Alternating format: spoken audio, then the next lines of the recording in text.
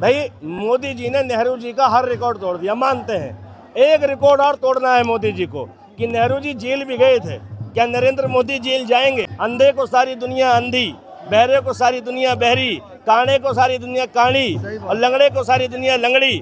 धर्मेंद्र प्रधान को अगर यहाँ कोई टुकड़े टुकड़े नजर आ रहा है तो उसमें गलती धर्मेंद्र प्रधान की नहीं है। वो उस पार्टी की विचारधारा से आते हैं जिस पार्टी ने इस देश में विभाजन पैदा करने का काम किया है। आज इस देश को हिंदू मुसलमान में बांटा किसने? बीजेपी ने। आज इस देश में जाति में बांटा किसने? बीजेपी ने। किसके लोग जाटों को जटमुल्ला कह रहे हैं? बीजेपी के। किस पार्टी के सपोर्टर यादवों को यदमुल्ला कह रहे हैं? बीजेपी के। किस पार्टी के लोग दलितों को नीलान या नीलचट्टा बोल रहे हैं? बीजेपी के। तो इस देश के तमाम लोगों को बांटने का जो काम कर रहे हैं, इस देश को तमाम लोगों के विचारों के आधार पर टुकड़े टुकड़े करने का काम कर रहे हैं, उस पार्टी के शिक्षा मंत्री को अगर ये आंदोलनकारी टुकड़े टुकड़े नजर आते हैं तो इनका दोष नहीं है। दुर्भाग्य ये है कि वो उस पार्टी से आते हैं और वो इन लोगों में अपना चरित्र देख रहे हैं, अपना कैरेक्टर देख रहे हैं। और आज तुम्हें अगर ये आंदोलन करने वाले बुरे लग रहे हैं तो बुरा मत मानना, तुम बहुत ही बुरे हो। मैं पूछना चाहता हूँ, आतंकवादियों की बी टीम है और 12 साल से तुम्हारा शासन है, उसके बावजूद अगर देश का यूथ आतंकवादी बन गया तो जिम्मेदार कौन?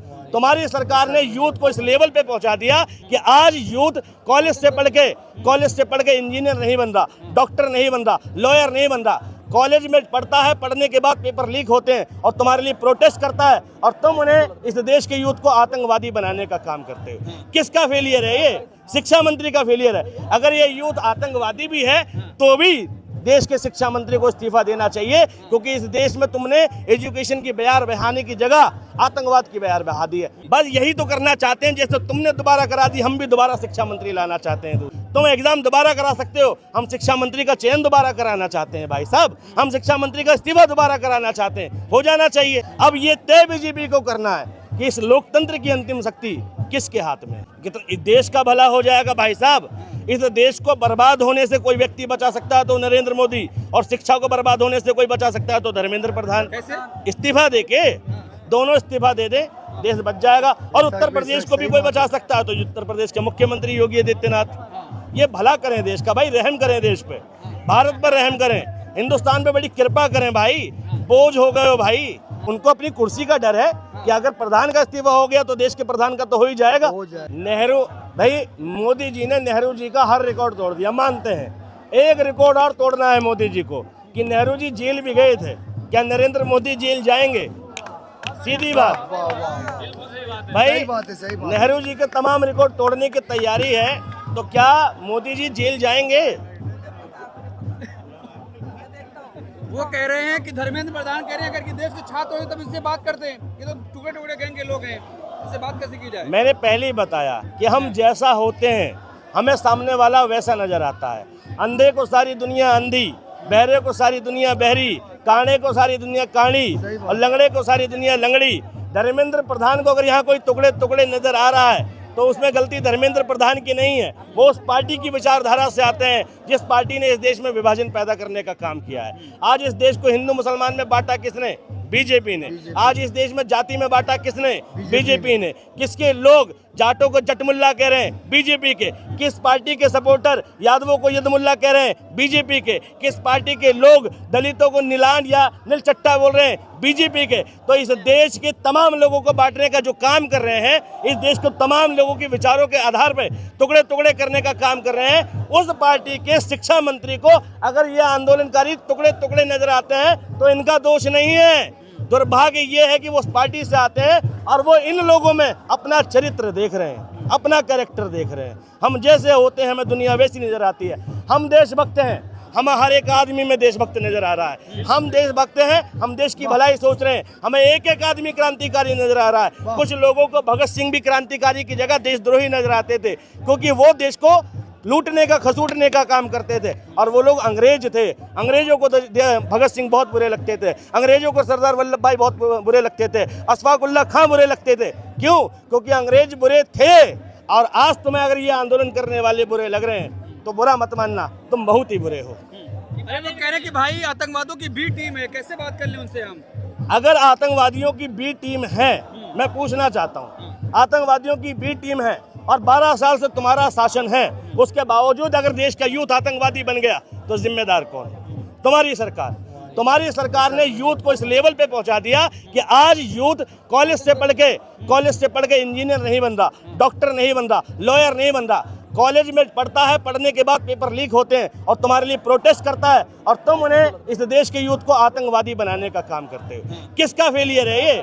शिक्षा मंत्री का फेलियर है। अगर ये यूथ आतंकवादी भी है तो भी देश के शिक्षा मंत्री को इस्तीफा देना चाहिए, क्योंकि इस देश में तुमने एजुकेशन की बयार बहाने की जगह आतंकवाद की बयार बहा दी है तुम्हारे हिसाब से। वैसे तो मुझे आतंकवादी कोई नजर नहीं आ रहा, लेकिन अगर धर्मेंद्र प्रधान को लगता है तो धर्मेंद्र प्रधान जी या तो अपना नजरिया बदलें या अपनी कुर्सी बदलें।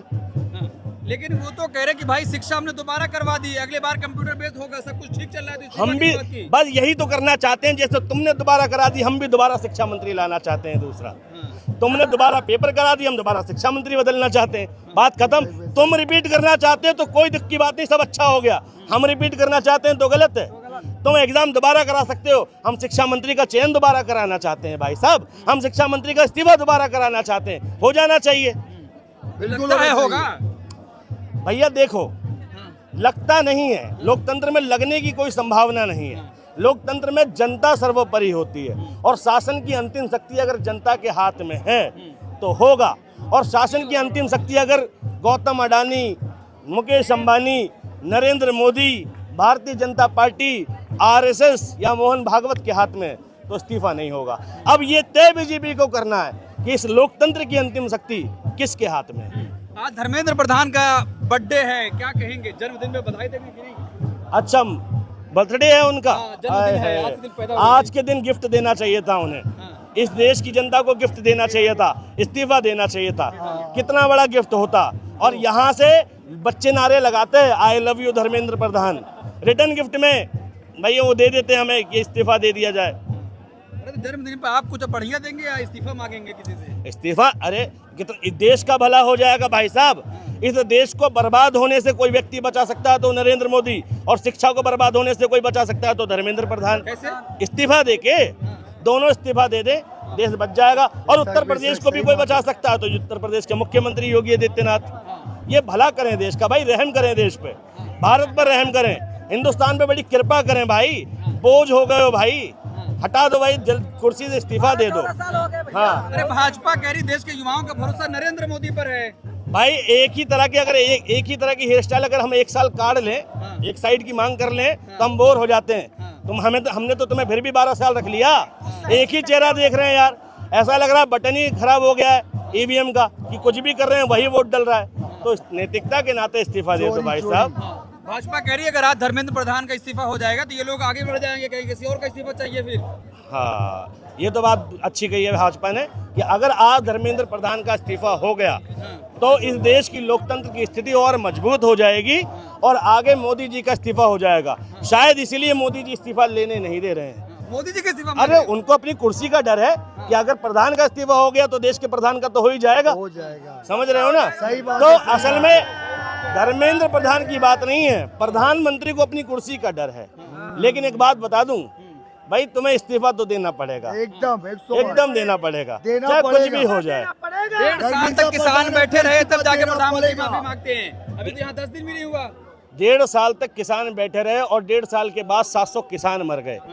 700 किसानों की मौत हुई थी। इस देश के प्रधानमंत्री ने कोई शोक व्यक्त नहीं किया।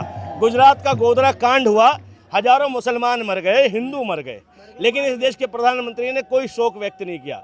माफी मांगना तो दूर, कभी माइक पर आकर ये तक नहीं कहा कि जो हुआ गलत हुआ, ऐसा नहीं होना चाहिए था।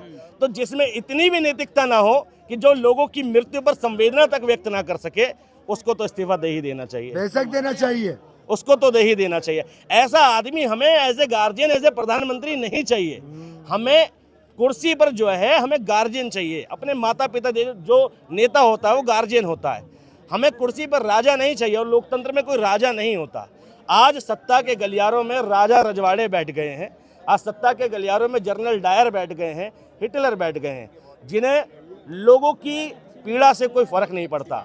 18 बच्चों की मृत्यु हो गई, लेकिन धर्मेंद्र प्रधान के माथे पर शिकन नहीं आते और नैतिकता नहीं जागती। और आज बर्थडे में उनके पास मौका था कि इस देश के यूथ को एक गिफ्ट देते इस्तीफा देके, लेकिन वो मौका भी गवा दिया। तो आपको प्रधानमंत्री कैसे लगते हैं? क्योंकि भाजपा के नेता कह रहे हैं हमारा सौभाग्य है कि हम इनको देख रहे हैं देश को संभालते हुए। हाँ बिल्कुल बिल्कुल, ये उन्हीं का सौभाग्य है कि वो ऐसे प्रधानमंत्री को देख रहे हैं जिन्होंने देश में सबसे ज़्यादा महंगाई दर बढ़ा दी, जिनकी शासनकाल में सबसे ज़्यादा बेरोजगारी बढ़ी, जिनके शासनकाल में नोटबंदी में लोग मरे, जिनके शासनकाल में एक भी प्रेस कॉन्फ्रेंस नहीं हुई, वो ऐसे प्रधानमंत्री को देख रहे हैं। उनका सौभाग्य है, क्योंकि इससे पहले जितनों को उन्होंने देखा सबने काम किया, बिना काम किए नाम करने वाला प्रधानमंत्री वो देख रहे हैं, तो सौभाग्य की तो है बात। भरोसा कि नहीं आपको किस पे? प्रधानमंत्री ने बोला? अरे बिल्कुल नहीं, प्रधानमंत्री पे किस बात का भरोसा?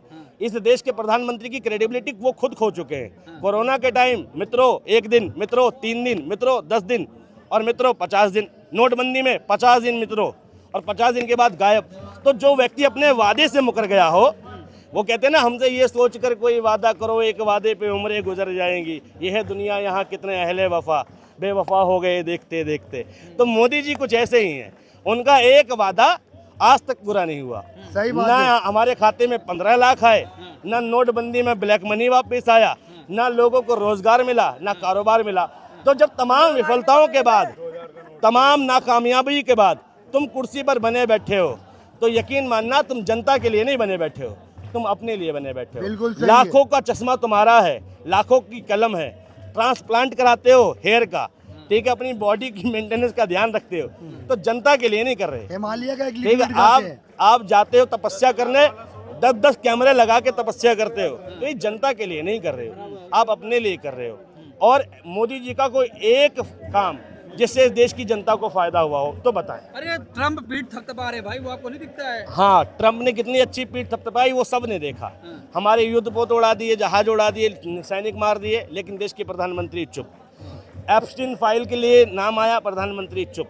मेलोडी पे मजाक बनाया, प्रधानमंत्री चुप, मतलब मेलोनी पे, ठीक है। तो हम, और ये छोड़ो, इन सब की बात भी मान ली जाए, लेकिन इस देश के नागरिकों को कुत्तों की तरह, क्रिमिनलों की तरह हथकड़ी में बांध के हवाई जहाज से यहाँ भेजा गया, ढूंढ ढूंढ के, और देश के प्रधानमंत्री की एक प्रतिक्रिया नहीं आती।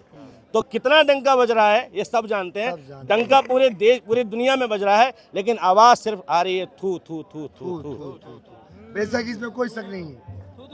हाँ, और एक बात बोलना चाहते हैं हम, अभी जो पासपोर्ट को भी बताया गया कि वो नागरिकता का सबूत नहीं है अगर आपके पास पासपोर्ट। भारत का जो असली नाम है वो पासपोर्ट पे ही लिखा जाता है। हम कहीं भारत सुनते हैं, कहीं हिंदुस्तान सुनते हैं, लेकिन असली नाम जो है वो गणराज्य भारत है।